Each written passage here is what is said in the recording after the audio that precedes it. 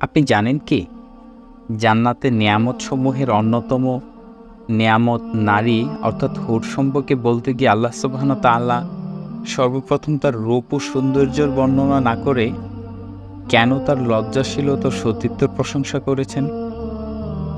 কারণ শুধু সুন্দরী নারী তো যৌথ ক্লাব, সিনেমা, চিত্র প্রদর্শনী ও সুন্দরী প্রতিযোগিতায় বেছে বেছে আনা হয়।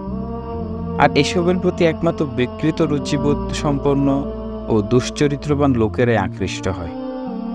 যে সুন্দরী নষ্টা নারী কামদৃষ্টিতে তার সৌন্দর্যভোগের আহ্বান জানায় এবং যে কোনো বাহুবন্ধনে আবদ্ধ হতে প্রস্তুত হয়, তা কোনো ভদ্র ও রুচিবান পুরুষকে আকৃষ্ট করতে পারে না।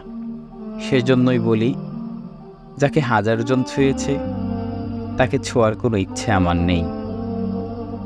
যে নারী নিজের ছবি, কাপড় ভিডিও অনলাইন, টিকটক, ফেসবুকে আপলোড করে আনন্দ পায়, সে যত বড় নামাজি হোক না কেন আর যতই পর্দা করুক না কেন, সে কখনোই দিনদার হতে পারে না।